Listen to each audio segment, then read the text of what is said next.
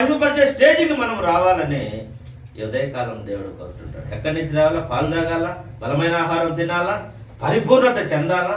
ఇప్పుడు మహిమ పరిచే విధంగా, మహిమలోకి దేవుని మహిమను చూసే విధంగా నీవు మారాలని చెప్తా ఉన్నాడు.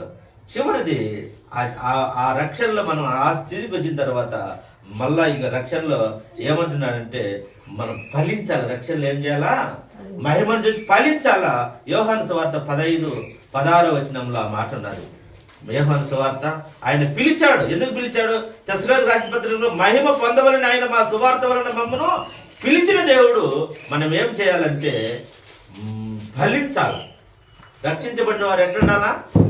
ఫలించాలి. రక్షించబడి ఫలించలేకపోతే ఏం ఉపయోగం లేదు కదా. యోహాను 15-16, యోహాను 15వ అధ్యాయం 16 వచనం. నేను తండ్రిని వేడుకొందును మీ యొద్ద ఎల్లప్పుడూ నుండుటకై ఆయన వేరొక ఆదరణకర్తను అనగా సత్య స్వరూపియగు 15-16 మీరు నన్ను ఏర్పరచుకొనలేదు నా పేరిట తండ్రిని ఏమి అడుగుదురో అది ఆయన మీకు అనుగ్రహించినట్లు మీరు వెళ్ళి ఫలించుటకును మీ ఫలము నిలిచి ఉండుటకును నేను మిమ్మల్ని ఏర్పరచుకొని నియమించితిని. ఎవరిని ఏర్పరచుకున్నాడు? దేవుని మనం ఏర్పరచుకున్నామో మనల్ని దేవుడు ఏర్పరచుకున్నాడా? దేవుడు మనల్ని ఏర్పరచుకున్నాడు. చెప్పాలి. దేవుడే మనల్ని ఏర్పాటు చేసుకున్నాడు. మనం ఆయన ఏర్పాటు చేసుకోవాలి. మనం అనుకుంటా ఉంటాం మా దేవుడు అని, కానీ అందరూ మా దేవుడు అనుకుంటారు, కానీ ఆయన మనల్ని ఏర్పాటు చేసుకున్నాడు. ఈరోజు ఏర్పాటు చేయబడిన వాళ్ళే ఉంటారు, అవునా కదా? ఏర్పాటు లేని వాళ్ళు ఏం చేసినా రారు. ఆయన సెలెక్ట్ చేసుకున్నాడు మనల్ని. నువ్వు కావాలని. ఈరోజు 750 కోట్ల మంది భారతదేశం, ప్రపంచవ్యాప్తంగా 800 కోట్ల మంది ఉంటే ఏర్పరచుకునే కొద్దిమందే ఉంటారు. భారతదేశంలో 140 కోట్ల మంది ఉంటే 3.3% ఉన్నారంటే 3 ఎంచుకున్నారు ఆయన. మరి ఎందుకు ఏర్పాటు చేసుకున్నా? అందరిని ఎందుకు ఏర్పాటు చేసుకోవాలా? ఆయన రాజ్యానికి హక్కుదారులు కావాలంటే కొంతమంది మీదనే ఆయనకు మక్కువ ఉంటారు. ఆయన అందరిని పిలుస్తారు, వాళ్ళు రారు. ఏర్పాటు చేసుకుని మీరు ఫలించినట్లు మీరు నన్ను ఏర్పాటు చేసుకోవాలా, నేనే మిమ్మల్ని ఏర్పాటు చేసుకున్నాను. అలాగే ఈ రక్షణలో ఏర్పరచుకొని ఈ రక్షణ విషయంలో మనం ఎదగాల. మరి బలమైన ఆహారం తినాలా, తర్వాత ఎదిగిన తర్వాత మళ్ళీ మెచ్యూర్ కావాలా, మెచ్యూర్ తర్వాత ఫలించాలా, ఫలించిన తర్వాత ఈ రక్షణ అప్పటికే అయిపోలేదు. మరి ఫిలిప్పీయులకు రాసిన పత్రిక 2:12 మనం చూస్తే చూడండి, రక్షణ ఫిలిప్పీ 2:12 ఫిలిప్పీ 2:12 చూడండి. ఫిలిప్పీ 2:12 ఫిలిప్పీయులకు రాసిన పత్రిక 2:12లో కాగా నా ప్రియులారా మీరెల్లప్పుడూ విధేయులై ఉన్న ప్రకారము నా ఎదుట ఉన్నప్పుడు మాత్రమే కాక మరి ఎక్కువగా నేను మీతో లేని ఈ కాలమందును భయముతోను వణుకుతోను మీ సొంత రక్షణను కొనసాగించండి. మీ సొంత రక్షణను మీరు రక్షించబడి మీరు అయిపోయిన దాడికి అయిపోలా. మేము రక్షించబడినాంలే, మేము ఇంట్లో కూర్చున్నా మాకు జరుగుతుంది అనేది కాదు. ఇది ఈ సొంత రక్షణను మనం ఏం చేయాలంటే కొనసాగించాలా. ఎప్పటి వరకు అంటే నీ ప్రాణం పోయేంత వరకు మన రక్షణను కొనసాగించాలా. ఇప్పుడు రక్షణ అంటే ఏంది అర్థమైందా? మళ్ళా ఒకసారి చెప్తా. రక్షణ అంటే టోటల్గా పాపముల చేత సచ్చిన మనల్ని ఆయన రక్తం ఇచ్చుకొని ఆయన రక్షించుకున్నాడు. ఆయన రక్షించుకున్న రక్షణను మనం ఏం చేయాలంటే తిరిగి ఏం చేయాలా? రక్షణను మనము పాల నుండి ఎదగాలి. వాక్యం అనే పాలతో పైకి ఎదగాల, అభివృద్ధి చెందాలి. ఎదిగిన తర్వాత పాలు మర్చిపోయిన తర్వాత ఏం తినాలి? బలమైన ఆహారం తినాలి. బలమైన ఆహారం తిని ఏం చేయాలంటే ఆ వాక్యం ద్వారా మనం అంటే పరిపూర్ణత చెందాలా, మెచ్యూర్ స్టేజ్కి రావాలా, పెద్ద స్టేజ్కి రావాలా. వాళ్ళు పెద్ద పిల్లలు అయినా అంటే పెద్ద స్టేజ్ అంటే ఆలోచన చేసి వివేచన జ్ఞానం ఆలోచన స్థితికి రావాలా. తర్వాత ఆ రక్షణలో మనము ఎలా కొనసాగాలంటే చివరి వరకు కొనసాగించాలా, ఫలించాలా, మహిమ చూడాలా. ఇవన్నీ చేసి ఆ రక్షణ ఆపేయకుండా చివరి వరకు కొనసాగించాలా. ఆర్ఆర్కే మూర్తయ్య గారు ఒక మాట అంటారు, రక్షణ అంటే ఏందయ్యా, ఈరోజు రక్షణ టికెట్ తీసుకుని సరిపోయినా, ఈరోజు మదనపల్లి బస్ ఎక్కి రాయచోట్ల బస్ ఎక్కి మదనపల్లిలో దిగాలంటే టికెట్ తీసుకుంటాం. ఆ టికెట్ ఏడ దాకా ఉండాలా? ఆ టికెట్ అనేది ఏంది? రక్షణ. నువ్వు రక్షణ బస్ ఎక్కినావు, టికెట్ ఉండాలా, రక్షణ అనే టికెట్ ఉండాలా. నువ్వు ఇంకా కొంచెం దూరం పోతానే టికెట్ పడేస్తే అప్పుడు చెక్కింగ్ వస్తే అలాంటిదే రక్షణ. నువ్వు దిగి బస్సు దిగేంత వరకు రక్షణ టికెట్ పెట్టుకోవాలి. నీ ఊపిరి పోయేందుకు రక్షణ ఏం చేయాలి? నువ్వు కొనసాగించాలా. ఇది రక్షణ. మరి ఆయన వైపు చూస్తే ఏమున్నది మనకు? ఆయన వైపు చూస్తే ఆయన వైపు చూసి మన అంశం ఏమి? ఆయన వైపు చూస్తే రక్షణ. ఆయన వైపు చూస్తే అందుకే ఒక లైన్ వాడతా, నా వైపు చూసి రక్షణ పొందన్నట్టు. చూచుచున్నాము నీ వైపు మా ప్రియ జనక, చూచుచున్నాము నీ వైపు మా ప్రియ జనక, చూచుచున్నాము నీ వైపు, చూచుచు నీ ప్రేమ సొంపు సువార్తను, చూచుచు నీ ప్రేమ సొంపు సువార్తను, జాచుచు కరములు చక్కగా నీ వైపు, జాచుచు కరములు చక్కగా నీ వైపు, చూచుచున్నాము నీ వైపు మా ప్రియ జనక, చూచుచున్నాము నీ వైపు మా ప్రియ జనక, చూచుచున్నాము నీ వైపు. మేమములమై ఉండిమి మార్గము వీడి, మేమందరము పోతిమి మార్గము వీడి, మేమములమై ఉండిమి ప్రేమ చేనాపుడు ప్రియతనయానం పెంచి, ప్రేమ చేనాపుడు ప్రియతనయానం పెంచి, క్షేమ మార్గము మాకు ప్రేమతో చూపితివి, క్షేమ మార్గము మాకు ప్రేమతో చూపితివి, చూచుచున్నాము నీ వైపు మా ప్రియ జనక, చూచుచున్నాము నీ వైపు మా ప్రియ జనక, చూచుచున్నాము నీ వైపు. దేవుని వైపు చూడాలి. మనం ఎవరి వైపు చూడాలా? ఆయన వైపు చూస్తానే మనకు రక్షణ. రెండవ పాఠముగా మనం చూస్తే ఆయన దగ్గరే రక్షణ ఉంది, ఆయన దగ్గరే నీతి ఉంది. ఆయనని ఆశ్రయించే వారే నిరాశ చంద్రుడు. ఈ లెంటు కాలంలో మన ప్రార్థనలు మనలను దేవుని దగ్గరికి తీసుకు వెళ్తాయి కాబట్టి ప్రతి ప్రార్థన ప్రతి హృదయాన్ని దేవుని వైపుకు మరింతగా మలుస్తుంది. యాకోబు రాసిన పత్రికలో మనం చూస్తే 5వ అధ్యాయము 18 నుంచి 20 వరకు ప్రతి పరిస్థితిలోనూ ప్రార్థన చేయాలనేది దీని అంశం. దీని అంశం ఏమి? ప్రతి పరిస్థితిలోనూ ప్రార్థనే. ఆడ మనకు చెప్పిన విషయాలు ఏం చెప్తున్నాడంటే, యాకోబు రాసిన పత్రిక తీసుకోండి, 5వ అధ్యాయం 18 వచనం చూస్తే, మీలో ఎవరికైనా శ్రమ సంభవించిన వాడు ఏం చేయాలా? ప్రార్థన చేయాలా. మీలో ఎవరికైనా సంతోషం కలిగిందంటే వాడు స్తోత్ర గీతాలు లేదంటే పాటలు పాడాలా. రోగి అయ్యిందంటే సంఘ పెద్దలు పిలిపించి నూనె రాసి ప్రార్థన చేయించుకోవాలా. వాడు పాపము చేసిన వాడైతే పాపాలు పోతాయి, రోగం ఉంటే వాడు దేవుడు వాడిని లేపుతాడు. ఏదంటే విశ్వాస సహితమైన ప్రార్థన, విశ్వాస సహితమైన ప్రార్థన స్వస్థపరుస్తుంది. నీవు ప్రార్థన చేసినప్పుడు విశ్వాసంతో చేసినప్పుడు రోగం పోతుంది. ఒకవేళ రోగం పోకపోయిన పాపాలైనా పోతాయి. నీకు ఏది కావాలి చెప్పండి? రోగం పోయేది బెటరా, పాపాలు పోయేది బెటరా? రెండు పోతే మేలే, రెండు పోతే మేలే.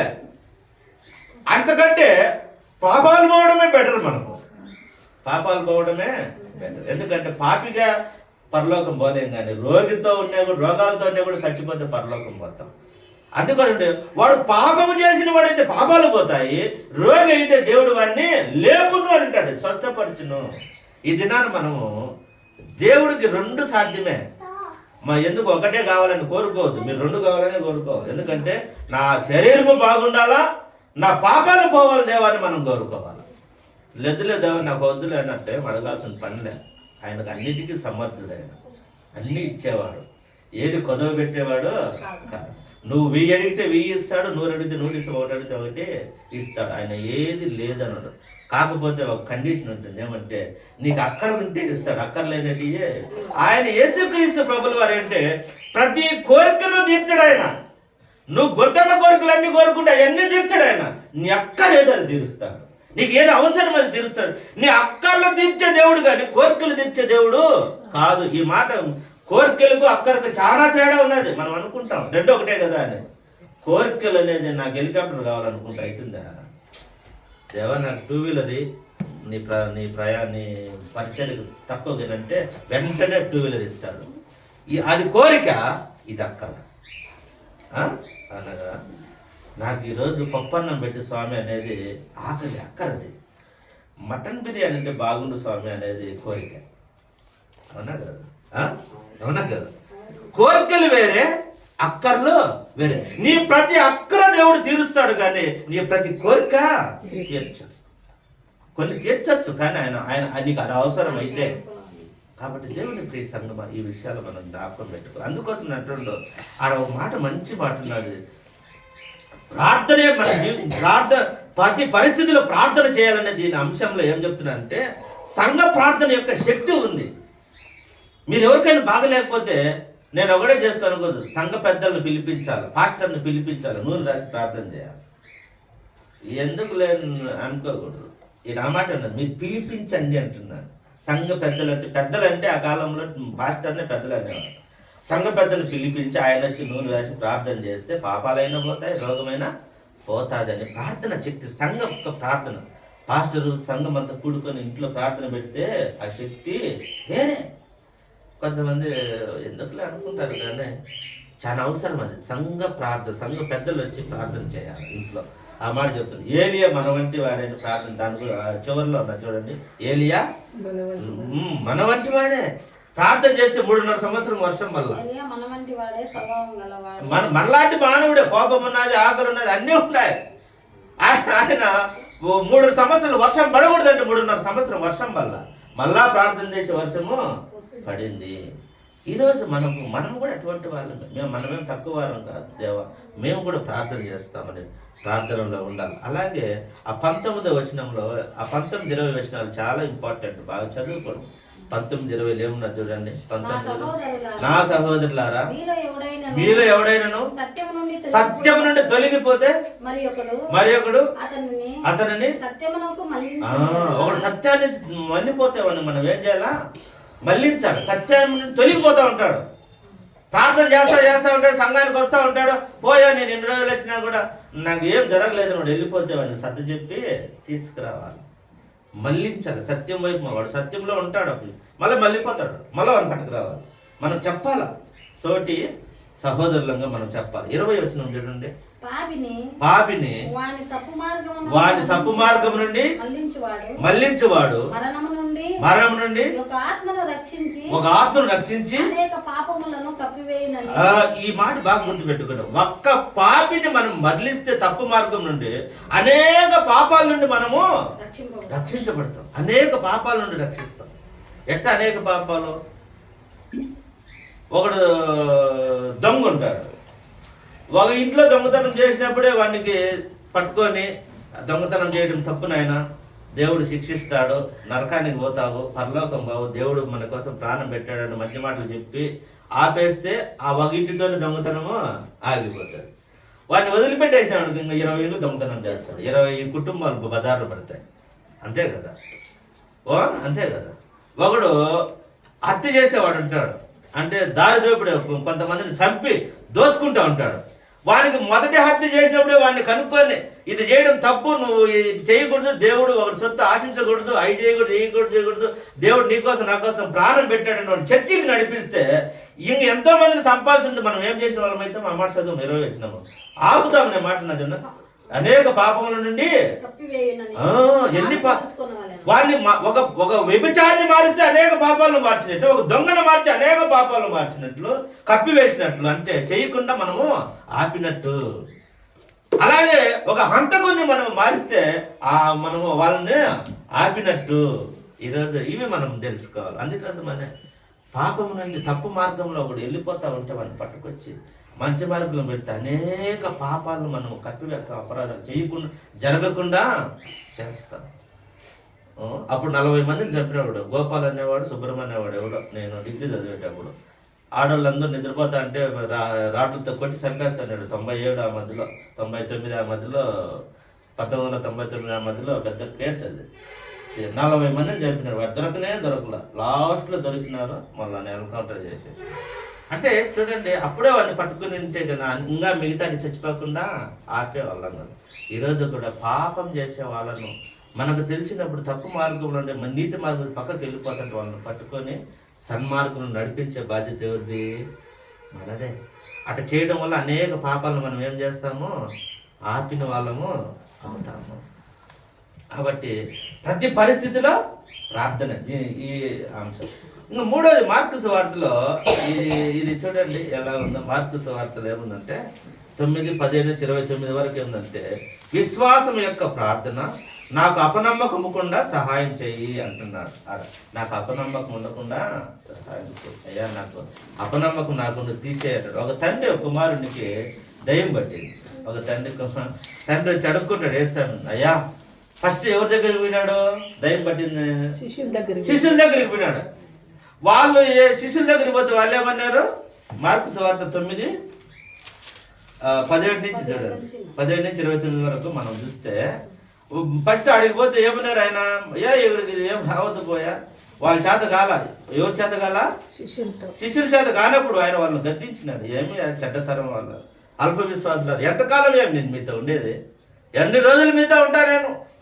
ఎందుకు పోగొట్టలేకున్నా? అయ్యా, మీ శిష్యుల దగ్గరికి వెళ్తే కానీ వాళ్ళు నా బాగు చేయలేదని. యేసు స్వామి ఆయన ఆ మరణం అయ్యే స్థితిలో, అంటే ఇంక కొద్ది రోజులు సిలువ ఎక్కపోతాడు. ఆ సమయంలో కూడా ఈ ఒక వ్యక్తి కోసం పని చేయాలని ఆయన నిర్లక్ష్యం చేయాలి. పోయా, నా బాధ నాది, మీ బాధ మీద అన్న. అప్పుడు కూడా ఆయన బాగు చేయడానికి పోతా ఉంటాడు. నేను కూడా ఒకసారి అప్పుడు అనుకున్నాను, అంటే కొద్ది సంవత్సరాలకు ముందు సువార్తకు పోయి వచ్చేసి మళ్ళా పండుకుంటే మళ్ళా ఫోన్లు చేస్తారు, కోయటి నుంచి ఫోన్లు చేస్తారు రాత్రుల్లో. అప్పుడు తిరిగి వస్తారు. మళ్ళా 4 గంటలకు నిద్ర లేస్తాం, మళ్ళా ఉంటాం. ఈరోజు అయితే కన్నా 4 గంటలకు నిద్ర లేచినాం. ఈరోజు మధ్యాహ్నం వేరే దగ్గర ప్రేయర్ ఉంది, మధ్యాహ్నం నిద్ర వల్ల మళ్ళీ రాత్రికి ఉపవాస ప్రార్థన. మా ఇంట్లో చివరి రోజు మళ్ళా మేము ఆన్లైన్ ప్రేయర్ చేసుకుంటాం. అదే నిద్ర. అయినా కూడా ఫోన్లు చేస్తారు. ఎందుకంటే వాళ్ళ అవసరం ఏమన్నది. యేసుక్రీస్తు ఏమంటాడంటే, సిలువ ఎక్కాలనే కార్యంలో ఉన్నప్పుడు కూడా నా కొడుకుని బాగు చేయంటే పోయే స్వామి అని చెప్పలేదు. కానీ అక్కడ కూడా వచ్చి వాళ్ళకు ప్రార్థన చేసి నన్ను అడుగుతూ ఉంటారు, సార్ మేము కోయట్ నుంచి ఫోన్ చేస్తే మీరు నిద్రపోతూ ఉంటారు, ఏమో చేయొచ్చునా అంటే, అమ్మా మీకెంత అవసరం ఉంటుందో, నాకేం లేచి కూర్చునేదానికి, నా పనే అది కదా. చేయండి, ఎప్పుడు మీరు తెల్లవారుజామున చేయండి, మధ్యాహ్నం చేయండి, ఎప్పుడన్నా చేయండి. ఒకవేళ నువ్వు నిద్రలో నువ్వు లేచి కూర్చుంటే కోపగించుకునే మాట అయితే ఉండదు. బేజారు పడినాడంటే నేను సేవకుని కాదు, నా పని అదే. మీరు ఏ టైంలోనే చేయండి, నేను స్విచ్ ఆఫ్ కూడా చేయను, ఎప్పుడు నిద్రపోయిన కూడా స్విచ్ ఆఫ్ చేయను. ఎందుకంటే వాళ్ళకి ఏ అక్కర్లో ఏ అవసరంలో ఉండి ప్రార్థన చేస్తారో మనం ఫోన్ ఎత్తకుండా స్విచ్ ఆఫ్ చేసి ఎంత బాధపడతారు అనేది నేను చేయను. అది యేసు కూడా ఆ మాట అంటున్నాడు. సిలువ ఎక్కే కార్యక్రమంలో కూడా ఆయన ఎవరిని బాధపెట్ల. తీసుకురా నా దగ్గరికి రానని ప్రార్థన చేస్తే దయ్యము వదిలిపోయేటప్పుడు ఆయన అంటాడు, అయ్యా నీకేమైనా నీ చిత్తం అయితే, నీ వలనైతే నా కొడుకును బాగు చేయనే మాట అడుగుతా అన్నాడు. ఆడ చూడండి ఎంత చక్కగా అడిగితే ఆయన ఏమంటాడు అంటే, వేస్తామే నమ్ముట నీ వలన అయితే. ఈయనేమడుగుతాడు, నీ వలన ఏమన్నా అయితే నువ్వు బాగు చేయి. నీ శిష్యుల దగ్గర తీసుకుపోయిన వాళ్ళు బాగు చేయాల అంటే ఈయన అంటున్నాడు, ఎంతకాలం నుంచి పెట్టిందంటే, నమ్ముట నీ వల్ల అయితే నమ్మవానికి సమస్తం సాధ్యమని బాగు చేసినప్పుడు ఆయన బాగు చేసినాడు. మరి బాగు చేసి ఈ శిష్యులు అడుగుతా ఉన్నారు. శిష్యులు వచ్చి అడుగుతారు, ఏం స్వామి మేము ఎందుకు ఆ దయ్యాన్ని వెళ్ళగొట్టలేకపోయినాము అంటే ఆయన ఒక మాట అంటాడు. శిష్యులతో ఆయన ఒక మాట అంటాడు, ఏమంటే ఇది ప్రార్థన వల్లనే అంటున్నాడు. ఏమంటున్నాడు? ప్రార్థన వల్లనే అనే మాట కింద పుట్టినోట్లు ఉపవాసము వలన కింద చిన్న లైన్ కింద పుట్టినోటు ఉంటుంది, చిన్న చిరాలతో రాసి ఉంటుంది. అదేమున్నది మళ్ళా ఉపవాసము. చూడండి ఏముందో. అందుకు ఆయన ప్రార్థన వలన అంటే కింద కింద 2 వేసి కింద రెండు కాడు చూడాల. ఆయన ప్రాచీన ప్రతులలో వలన ఉపవాసము వలనే అని కూర్చబడి ఉన్నది. ఉపవాసం వలనే. ఈరోజు లెంట్ డేస్ ముస్లిమ్స్ కు మనకు ఒకేసారి వచ్చినాయి, ఒకే రోజు స్టార్ట్ అయినాయి ఉపవాసాలు. బుధవారం రోజే స్టార్ట్ అయినాయి వాళ్ళు ఉపవాసాలు. మనం ఒకసారి కొన్ని బలమైన కార్యాలు మన కుటుంబంలో జరగాలంటే ఉపవాసం వల్లనే, ఉపవాస ప్రార్థన ద్వారానే. వాళ్ళ శిష్యులు ఉపవాసం ఉన్నారో లేదో తెలియదు, కానీ యేసుక్రీస్తు అంటాడు మీరు ఉపవాసం వలన ఇటువంటి దయ్యాలు వదిలిపోతాయి, మీరు కేర్లెస్ గా ఉన్నారు. యేసుక్రీస్తు ఇచ్చిన అధికారాన్ని వాళ్ళు ఉపయోగించుకోవాలా. వాళ్ళకు 3వ అధ్యాయంలో ఆ మాట ఇచ్చినాడు యేసుక్రీస్తు. వారికి ఏమిచ్చినారు చూడండి.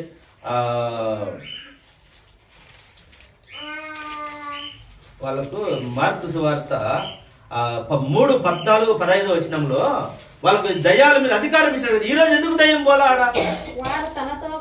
వారు తనతో కూడా ఉండునట్లును దయ్యములు వెళ్ళగొట్టు అధికారం గలవారైతే సువార్త ప్రకటించుటకును వారిని పంపవలెనని ఆయన 12 మందిని నియమించారు. వారెవరనగా ఆయన పేతురును, పేరు పెట్టిన సీమోను, జెబెదయి కుమారుడగు యాకోబును. వీళ్ళందరికీ ఏం అధికారం ఇచ్చినాడా? మీరు దయ్యాలు వెళ్ళగొట్టండి, సువార్త ప్రకటించి రోగాలు బాగు చేయండి అని అధికారం దేవుడు ఇచ్చినాడా? ఇస్తే వీళ్ళు ఏం చేశారు? ఈడెందుకు వెళ్ళగొట్టలేకపోయినారు? దేవుడు అధికారం ఇచ్చాడు, వీళ్ళు ఎందుకు వెళ్ళగొట్టలేకపోయినారంటే దేవునితో సంవాసము లేదు, దేవుని మాట విధేయత చూపల, దేవుని కార్యాల పట్ల ఆసక్తి తగ్గిపోయింది, ప్రార్థన జీవితం తగ్గిపోయింది. ప్రార్థన ఏ సేవకుడు అయితే ప్రార్థనలో గడుపుతూ ఉంటాడో శక్తి పొందుకుంటాడు. కానీ ప్రార్థన లేకుండా తిని తిరుగుతూ ఉంటే నువ్వు 70 మాటలు చేసినా 70 ప్రసంగాలు చేసినా ఏం ప్రయోజనమో ఉండదు. ఆ మాటలే ఎంత చక్కగా రాసినాడు చూడండి. ఆయన ఎలాగొంటే ఈ విధమైన స్వస్థత ప్రార్థన అవసరం క్రీస్తు నొక్కి చెప్పాడు. మీరు దేవునికి సన్నిహితంగా జీవించలేదని తెలియజేసినాడు. వారికి క్రీస్తు శక్తి ఇచ్చిన మాట వాస్తవమే, కానీ దాన్ని కొనసాగించడం ప్రార్థన అభ్యాసం వారికి లేదు. ఆ శక్తిని కొనసాగించడానికి ప్రార్థన అభ్యాసం వారికి లేదు. ప్రార్థన చేసి నీకు శక్తి ఇచ్చాడు కానీ నువ్వు అభ్యాసము చేయలా, నువ్వు ప్రార్థన చేయలా. నీకు ఒక పని ఇస్తాడు, అది 20 ఏళ్ళు చేయకుండా పోయి మళ్ళీ పోయి చేస్తే అది సరిగా వస్తుందా? చేయలేదు, చేయలేదు. ఆ మాట చెప్తూ ఉన్నాడు. ఇంకా ఏమన్నా అంటే ఆ ప్రసంగాలు కూడా ఎట్లుంటాయండి చూడండి. బోధకుడు దేవునితో సంబంధమును విస్మరిస్తే, ఈ మాట బాగా గుర్తుపెట్టుకోండి, ఈ మాట బాగా వినాల. బోధకుడు దేవునితో సంబంధమును విస్మరిస్తే అతని వర్తమానములు బోధలో శక్తిహీనముగా మారిపోతాయి, మాటలతో కూడిన వ్యర్థమైన ప్రసంగాలుగా మారిపోతాయి. అవి శ్రోతలకు ఎలాంటి ప్రభావము చూపదు, ఎలాంటి ప్రభావం ఉండదు. ఊరికి మాటలన్నీ చెప్పేస్తూ ఉంటారు అంతే. సిద్ధపడకుండా, వాక్యాన్ని సిద్ధపడకుండా, దేవునితో ప్రార్థన అనుభవం లేకుండా, నేను ఈరోజు 1 గంట నేను వాక్యం చెప్పాలి, 2 గంటలు నేను ప్రార్థన చేయాలా, అదేవిధంగా నీకు వారమంతా దీని గురించి నేను ప్రిపేర్ కావాలా, అవి లేకుండా ఏదో ఒకటి చెప్పేద్దామని వస్తే అవి వ్యర్థమైన మాటల ప్రసంగాలు అయిపోతాయి. ఏం ప్రభావము చూపవు, తాకవు హృదయానికి మాటలు. ఈ దినాన మనం జ్ఞాపకం చేసుకున్నాం. ఎందుకు కొంతమంది ప్రార్థన సేవకులు చేస్తే ఎందుకు జరగవు అంటే దేవునితో సంబంధాన్ని వాళ్ళు కట్ అయిపోతేనే ఉంటుంది. మనం అయస్కాంతం ఉంటుంది, పిల్లలు అప్పుడు ఆడుకుని ఉంటారు అయస్కాంతం సూదిపిన్ని తగిలిస్తాం, మళ్ళీ ఆ సూదిపిన్ని కూడా ఇంకోటి ముక్కలు తగులుకుంటాయి. ఇప్పుడు ఎందుకు ఈ సూదిపిన్ని అయస్కాంతం కాదు కదా, ఎందుకు తగులుకున్నాయి దీనికి? ఆ సూదిపిన్ని అయస్కాంతంతో తగులుకున్నాను కాబట్టి ఈ సూదిపిన్ని కూడా ఇవి కట్ అయిపోతే మళ్ళీ తగులుకుంటాయా? అంతే. దేవుని శక్తి కూడా అంతే. నేను దేవుని శక్తితో నేను సంబంధం కలిగి ఉంటే నాకు ఇవంతా పని చేస్తుంది. నేను దేవునితో సంబంధం కట్ అయిపోతే ఆ ప్రసంగాలలో పసలేని ప్రసంగాలు అయిపోతాయి, వట్టి మాటలు ప్రసంగాలు అయిపోతాయి. ఊరికే ఏదో మిమ్మల్ని అందరినీ 4 మాటలు చెప్పేసి పంపించేయచ్చు, కానీ దానివల్ల మీకు జరిగేది ఏముండదు, నాకు జరిగేది ఏమీ ఉండదు. టైం పాస్ మాదిరి వచ్చిపోండి అన్నట్టు ఉంటారు. అలాంటిది యేసుక్రీస్తు వాళ్ళని హెచ్చరిస్తాడు, నీ ఎంతకాలం ఉంటాయా మీతో. శిష్యులకు చెప్తాడు, మీరు ఎందుకు దయ్యాన్ని వెళ్ళగొట్టలేకపోయినారంటే ఉపవాసం వలనే. ఉపవాసాలు మనము ఉండాలి దేవుని సన్నిధిలో. కొంతమంది 3 రకాల ఉపవాసాలు చెప్పిన ఆ మాదిరితో ఏదో ఒక ఉపవాసం మీరు పాటించాలి. ఆదివారాలు కొంతమంది పాటించారు, నేనేమో కంటిన్యూ చేస్తాను అంటే పాటించి కంటిన్యూ చేస్తాను. నేను ఆదివారం ఏమో సోమవారం ఎందుకు ఒకరోజు మళ్ళానే కంటిన్యూ చేస్తాను. కాబట్టి ఇది నాకు జ్ఞాపకం చేసుకున్నాం. మనం ఎవరి వైపు చూడాలా? దేవుని వైపు. మనం రక్షించబడాలంటే ఎవరి వైపు చూడాలా? మన అంశం ఏమి? యేసు వైపు చూచి రక్షణ పొందండి. ఆయన వైపు చూసా, మనుషుల వైపు చూసే రక్షణ ఉండదు, ఏముండదు. మనం దేవుని వైపే చూడాలి. దేవుని వైపు చూసి రక్షణ పొందుదాం. మరి అటువంటి కృప, అటువంటి భాగ్యం దేవుడు మనందరికి దయచేయను గాక. ఆమేన్.